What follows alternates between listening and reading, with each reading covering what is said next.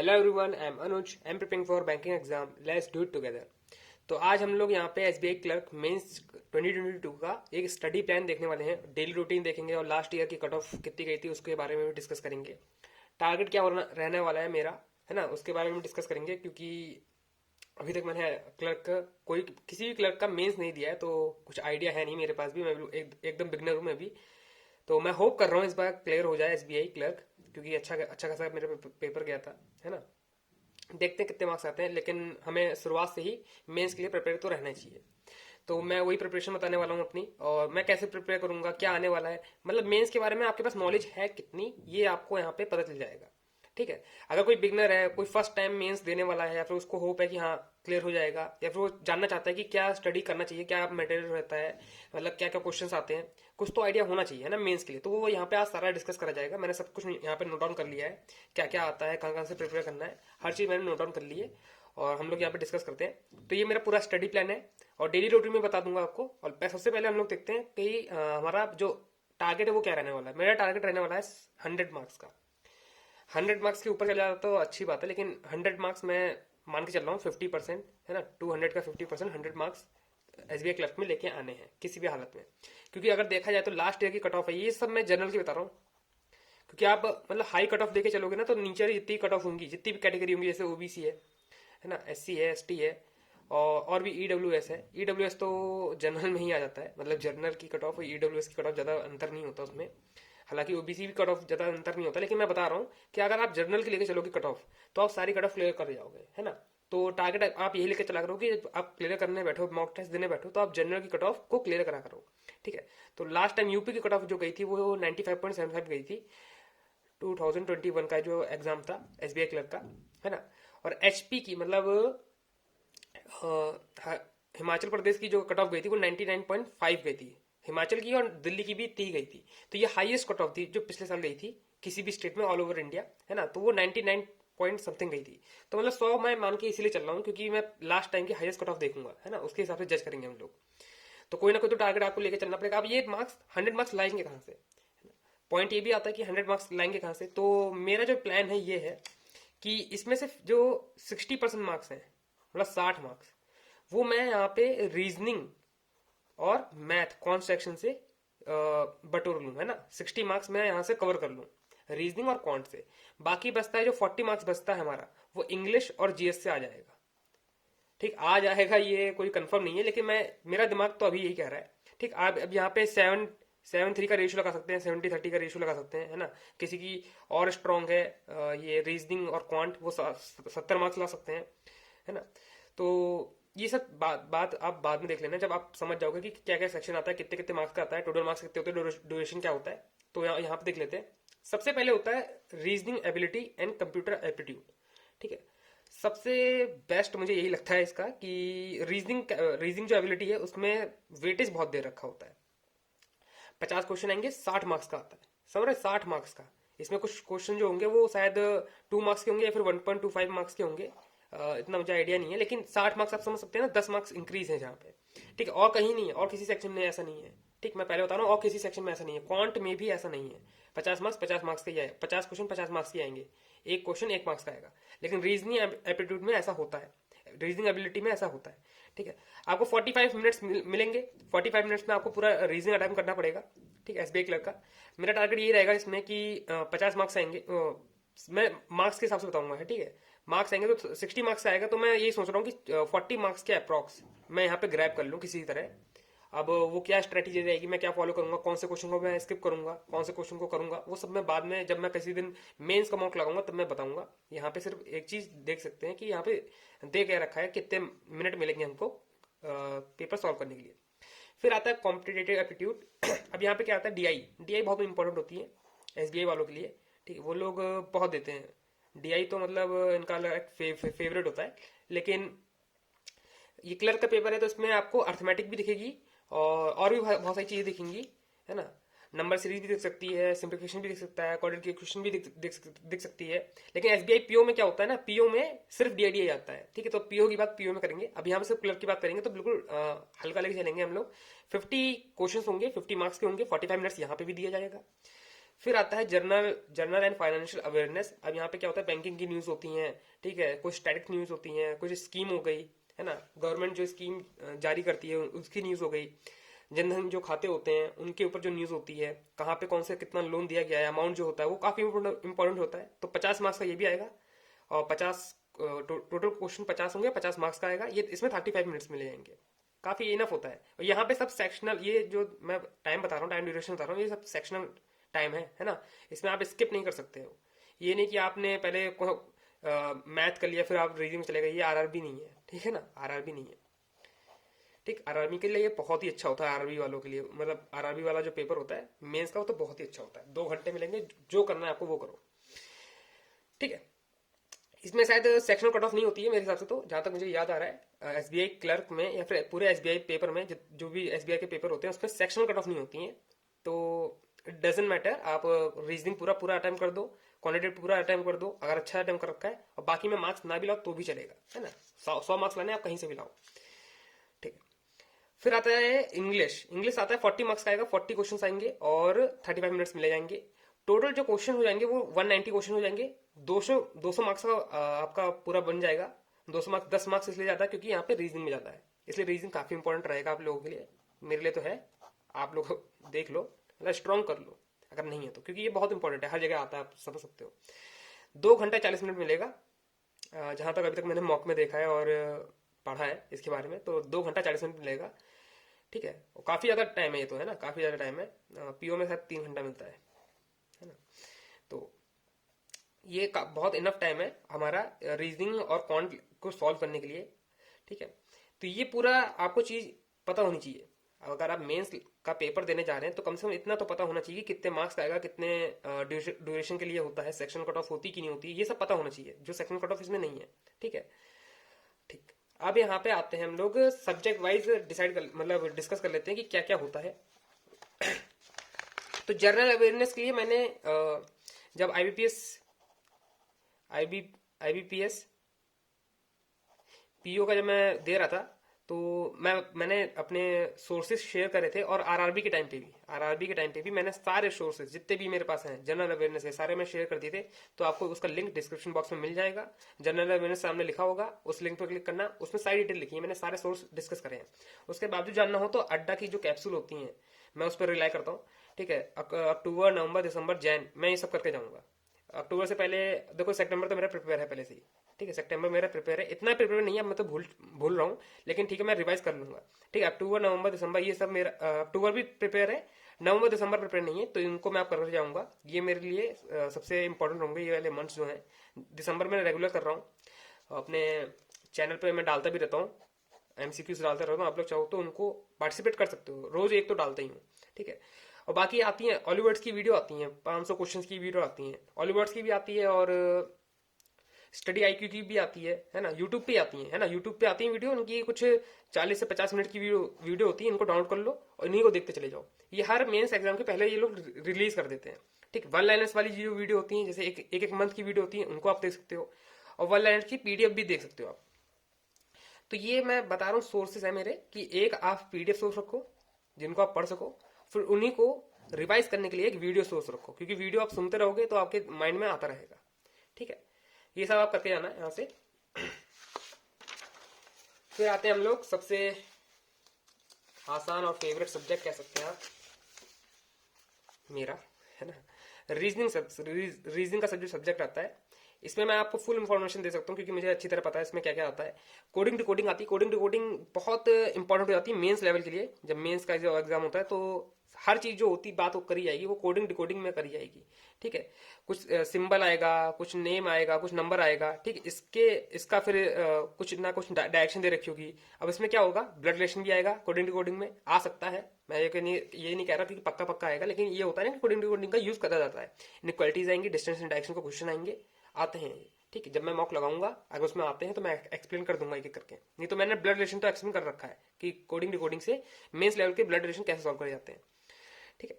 Input output आता है, machine input output, नाम सुना होगा आपने, इसमें आएगा, मेंस लेवल है, आएगा ही आएगा, ठीक है। अब ये अल्फाबेटिक सीरीज में आ सकता है, या फिर नेम की सीरीज में आ सकता है, या फिर नंबर की सीरीज में आ सकता है, कुछ भी आ सकता है, लेकिन इनपुट आउटपुट आएगा, ठीक है। 5 नंबर का आता है ज्यादा, जहां तक मैंने देखा है, ठीक है। सिलॉग्जम आएगा, सिलॉग्स आएगा, लेकिन रिवर्स सिलॉग्स आएगा। अब रिवर्स सिलॉग्स क्या होता है, कुछ लोग कहेंगे कि उसमें क्या होता है ना, कंक्लूजन पहले दे देंगे, दो कंक्लूजन दे देंगे, ठीक है, और स्टेटमेंट के जैसे ऑप्शन 1, ऑप्शन 2, ऑप्शन 3, ऑप्शन 4, यहाँ पे स्टेटमेंट लिखी होंगी, ठीक है। या तो इतना ही क्वेश्चन होगा, आपको बस बताना है कि कौन सी स्टेटमेंट इन कंक्लूजन को जस्टिफाई कर रही है, तो आपको एक एक करके बनाना पड़ेगा, फिर आपको चेक करना पड़ेगा। इसे कहते हैं रिवर्स लॉग्स, है ना। ये मैं बताऊंगा, एक्सप्लेन करूंगा, जब अगर कोई मेरे सामने पड़ जाता है तो मैं उसे मॉक टेस्ट में एक्सप्लेन कर दूंगा, ठीक है। नहीं तो एक सेपरेट वीडियो बना दूंगा, बहुत मुश्किल नहीं होता है, बस ये होता है टाइम कंज्यूम होता है। मेंस का मीनिंग यही होता है, टाइम कंज्यूम करना आपका। फिर आएंगी पजल्स। तो पजल तो बहुत सारी आ सकती हैं इसमें। मैंने जहां तक नोटिस करा है 60% पजल होता है, 40% ये मिसलेनियस पार्ट होता है, जहां तक मैंने मेंस में देखा, क्योंकि और बाकी क्लर्क में तो ये 70% मतलब पार्ट ले जाती हैं पजल्स हमारा, ठीक। तो पजल्स में देख लेते हैं, पजल क्या, एज बेस्ड पजल आ सकती हैं, फ्लोर बेस्ड आ सकती हैं, फ्लैट एंड फ्लोर आ सकती है, डेट वाली पजल होती हैं वो आ सकती हैं, मंथ वाली जो पजल होती हैं वो आ सकती हैं, डेज वाली, मंडे ट्यूजडे वेडनेसडे वाली, ये ऐसी पजल आ सकती हैं, डेट्स और मंथ मिलाकर पजल आ सकती हैं, ठीक। अनसर्टेन वाली पजल आ सकती है, ठीक। आपको पता नहीं कितने लोग बैठे हैं, ठीक। सर्कुलर टेबल में सिटिंग अरेंजमेंट, स्क्वायर टेबल में, ट्रायंगुलर में, रेक्टेंगल में, ठीक है, पैरेलल रो में बैठे हैं लोग, आगे पीछे देख रहे हैं, ये भी बोल सकता है, ठीक है। मतलब इतना सिंपल तो देगा नहीं। और रेक्टेंगुलर में एक जना इधर एक 8 लोग बैठे हैं, लेकिन एक एक इधर बैठा है, बाकी 6 लोग इधर बैठे हैं, ऐसा आ सकता है। या फिर कोई और अलग टाइप में पजल आ सकती हैं, ठीक है। और इसमें 2 से 3 ऑब्जेक्ट तो पक्का पक्का होंगे, जैसे कि नेम, प्लेस, थिंग्स, वो क्या लाइक करते हैं, क्या उनके नाम क्या है, वो कहाँ कहाँ जा रहे हैं, कौन कौन सी डेट पे जा रहे हैं, ये सब मतलब ये ऑब्जेक्ट्स में आ सकते हैं। ये मतलब एडिशनल इंफॉर्मेशन होती है, जिनसे पजल बनाना और थोड़ा सा मुश्किल हो जाता है, ठीक है। इन सबको मैंने हैंडल करना बताया है आपको, पूरा अच्छी तरह बताया कि मेंस लेवल की पजल कैसे सॉल्व कर जाती हैं, एसबीआई पीओ मेंस लेवल की पजल्स कैसे सॉल्व कर जाती हैं। ऐसी एक वीडियो की प्लेलिस्ट है, आप उसको देख लेना, डिस्क्रिप्शन बॉक्स में सारे लिंक दे दूंगा मैं, है ना। उसमें से आप सीख सकते हो कि मेंस लेवल की पजल को कैसे सॉल्व कर जाता है। फिर आता है ये वाला पार्ट, जिसको मैं स्किप करता हूँ पर्सनली, आप लोग कर सकते हो, ठीक है, क्योंकि वैसे भी इतना टाइम नहीं होता, मैं इसको टाइम देना वर्थ इट नहीं समझता हूँ अपने हिसाब से, ठीक है। तो स्टेटमेंट एजम्पशन आते हैं, स्टेटमेंट एजम्पशन आते हैं, कंडीशन आएंगी, है ना। इसमें क्या होगा, लिखित में जैसे होता नहीं है कि स्टेटमेंट एक बोल दी गई है, अब जो एजम्पशन है वो 3 एजम्पशन ऑप्शन में दे दी जाएंगे, आपको बताना कि कौन सा एजम्पशन फॉलो कर रहा है, ठीक है। 1-2 बार मैंने पढ़ा था बस, और ज़्यादातर मेरी गलती आते हैं, इसलिए मैं पढ़ता भी नहीं हूँ, टाइम वेस्ट भी नहीं करता हूँ, ठीक है। आप लोग कर सकते हो इसको, स्कोरिंग हो जाता है, जिसके मतलब जिसकी इंग्लिश स्ट्रांग है ना, उसके लिए तो स्कोरिंग हो जाता है। और मैंने एक और इसमें चीज इंक्लूड कर दी थी, स्टेटमेंट। अब क्या होता है, एक छोटी लेवल की पजल आती है, जैसे 1 मार्क्स की पजल आ गई, ठीक है। यहाँ पे पजल दे देंगे, 2 लाइन की पजल दे दी, अब यहाँ पे 3 स्टेटमेंट दे देंगे, यहाँ पे एक क्वेश्चन दे देंगे बस। जैसे आ गया एक सिंगुलर रूम में सब लोग नॉर्थ देख रहे हैं और बैठे हुए हैं, यहाँ पे कुछ पजल के लाइन दे दी है, और यहाँ लास्ट में बोल दिया कि पी की पोजीशन क्यू के रिस्पेक्ट में बताओ कहाँ पे है। और यहाँ पे स्टेटमेंट दे रखी होंगी, 1 2 3 स्टेटमेंट दे रखी होंगी, ज्यादा भी हो सकती हैं, और यहाँ पे स्टेटमेंट लिखी होंगी। और फिर आपको बताना है कि इन तीनों में से कौन सी स्टेटमेंट सफिशिएंट है। डेटा सफिशिएंसी वाला क्वेश्चन होता है, यहाँ पे मैं भूल रहा था, डेटा सफिशिएंसी वाला जो क्वेश्चन होते हैं वो यहाँ पे आएंगे आपके। या फिर कौन सी स्टेटमेंट रिक्वायर्ड है इस आंसर को निकालने के लिए।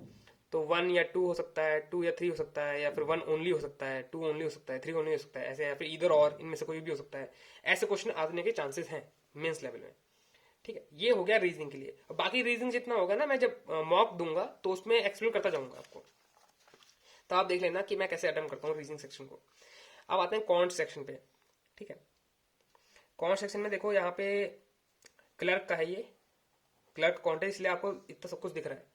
पीओ का होता है तो सिर्फ मैं यही लिखता है बस, पीओ में बस यही आता है, ठीक है। मतलब थोड़े बहुत अर्थमेटिक आ जाएंगे, ऐसा नहीं है कि यही आता है, लेकिन ये फुल फोकस पे रहता है, 80% यहाँ पे आएगा उसका कंटेंट पीओ में, ठीक। क्लर्क में भी ऐसे ही रहेगा, कम से कम 3 से 4 डीआई आपको देखने को मिल सकती हैं। 50 मार्क्स का है भाई, है ना, 50 क्वेश्चन आने हैं तो कुछ भी डाल सकते हैं। कितनी डीआई, 5 मार्क्स की होती हैं, है ना। 3 मतलब 15, 20 मार्क्स की डीआई यहीं से आ सकती हैं, तो 30 मार्क्स का कहीं और से दे देगा, तो बहुत पॉसिबल है कि 4 डीआई आ सकती हैं। डीआई कैसे आ सकती हैं, 2 पाई चार्ट आ जाएंगे, ठीक है, ऐसे ऐसे करके दो पाई चार्ट आ जाएंगे। यहाँ पे मेल दे रखा होगा, यहाँ पे फीमेल दे रखा होगा, ऐसे दे रखा होगा, या फिर ऐसे पाई चार्ट, यहाँ पे टोटल मेल और फीमेल दोनों दे रखा है, ठीक है। और यहाँ पे सिर्फ मेल दे रखा है, यहाँ पे इसका टोटल दे रखा होगा, यहाँ पे टोटल दे रखा होगा, यहाँ से घटाकर आपको फीमेल निकालना होगा।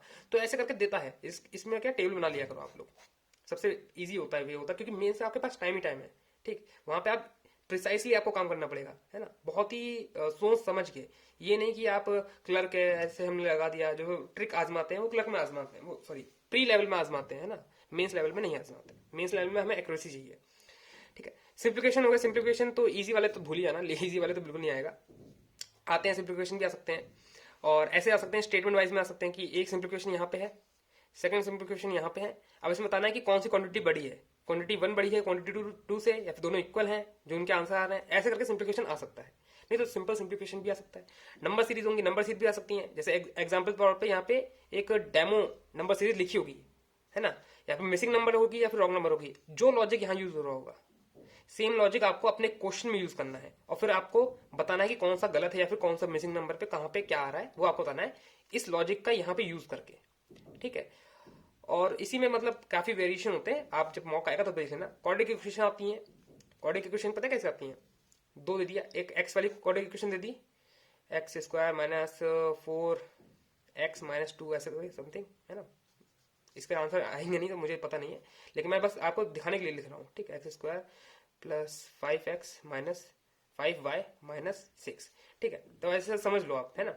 अब यहाँ के इसके जो रूट आएंगे, इसके जो रूट आएंगे या फिर इसके जो रूट आएंगे वो यहाँ पे ऑप्शन में दे रखे होंगे। तो आपको बताना पड़ेगा कि यहाँ पे कौन सा रूट किससे मैच हो रहा है, या फिर इसी में और वेरिएशन आ सकते हैं, है ना, कि इसके रूट और इसके रूट कौन सा बड़ा है कौन सा छोटा है। ये तो प्री लेवल में आपने देखा ही होगा। और भी वेरिएशन आ सकते हैं। ठीक है, तो ये लोग एक्सपेरिमेंट करते रहते हैं एसबीआई वाले, कुछ भी आ सकता है। तो क्वाड्रेटिक इक्वेशन आ सकती है। ये मतलब इन तीनों में से आपको कोई भी दो देखने को मिल सकता है या फिर एक देखने को मिल सकता है। मैं पूरी मतलब श्योर होकर नहीं कह सकता हूँ कि तीनों चीजें देखने को मिल सकती हैं आपको, लेकिन क्लर्क लेवल है तो ऑब्वियसली ऐसा बनाएंगे नहीं कि आप बिल्कुल ही फेल हो जाओ काउंट करने में, क्योंकि आपको यहाँ से भी मार्क्स गेन करना है। ठीक है, अर्थमेटिक आएगा। अर्थमेटिक में क्या फिलिप्स वाले ज्यादा आते हैं, मैंने ये देखा, नोटिस करा है। आपने आईबीपीएस पीओ में भी नोटिस करा होगा कि एक क्वेश्चन दे देगा अर्थमेटिक का बड़ा सा, फिर उसमें एक इधर फिलअप होगा एक इधर फिलअप होगा। अब बताओ यहाँ पे कौन सी वैल्यूज आनी है, वो वैल्यूज ऑप्शन में दे रखी होंगी। ठीक है, ऐसे करके ऑप्शन में दे रखी होंगी कौन सी वैल्यू से सेटिस्फाई हो रहा है। तो ऐसे क्वेश्चन अर्थमेटिक में आ सकते हैं। अर्थमेटिक का क्या है, टाइम एंड वर्क हो गया, स्पीड एंड डिस्टेंस हो गया, बोट एंड स्ट्रीम हो गया, रेशियो वाले क्वेश्चन हो गया, परसेंटाइल हो गया, है ना। ये सब क्वेश्चन जो ये सब टॉपिक मैं बता रहा हूँ ये बहुत ही इंपॉर्टेंट टॉपिक है। पूरा अर्थमेटिक इसी पे बनता है, और डेटा इंटरप्रिटेशन भी यहीं पे बनता है। अब केस स्लेट भी इसमें हो सकता है, मैंने केस स्लेट मिस कर दिया था। ठीक है, क्योंकि मैं स्किप कर देता हूँ उसको, इसलिए दिमाग से निकल जाता है मेरे। ठीक है, तो लास्ट में आ जाते हैं हम लोग इंग्लिश वाले सेक्शन पे। जनरल इंग्लिश जो होती है, जनरल इंग्लिश वाले सेक्शन पे आ जाते हैं हम लोग।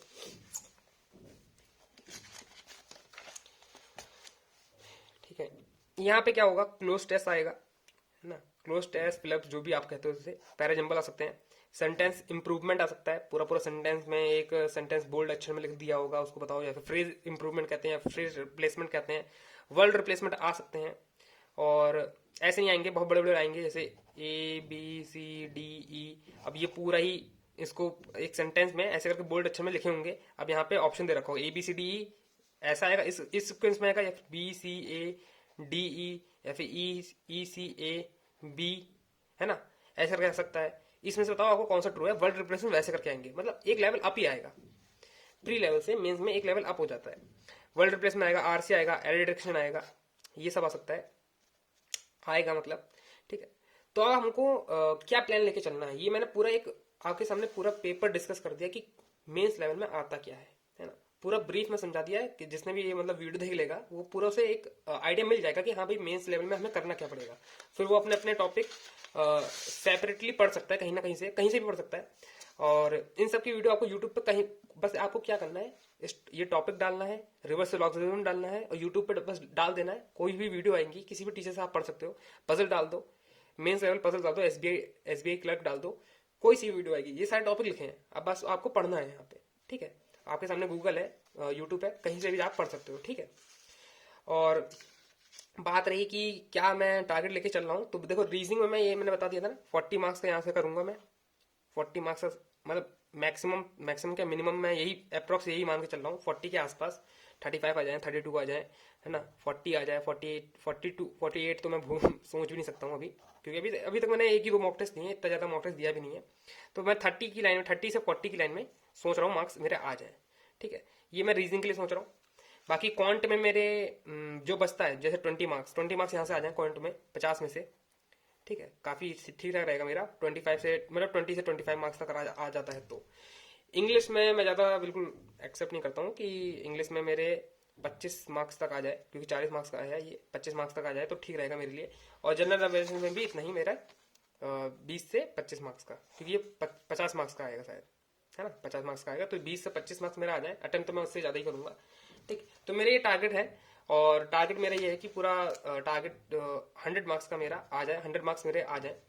ठीक है, ये पूरा स्टडी प्लान बता दिया है मैंने। डेली रूटीन आप क्या फॉलो कर सकते हो।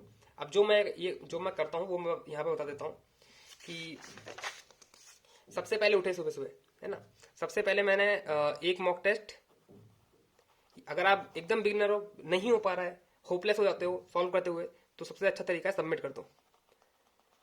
ठीक, सबमिट करने के बाद उसे सॉल्व करो, एक सेक्शन लेके, कि एक अभी ले लिया, फिर दोपहर में ले लिया, फिर थोड़ी देर बाद ले लिया, एक घंटे के गैप में इन सेक्शन को अटेम्प्ट करो, री अटेम्प्ट करो, बार बार करो। एक क्वेश्चन नहीं होता तो उसे बार बार करो। ठीक, टेलीग्राम ग्रुप पर शेयर करो, कहीं से भी पूछो, किसी से भी पूछो, डजेंट मैटर, है ना, सॉल्व करते रहो सबमिट करके।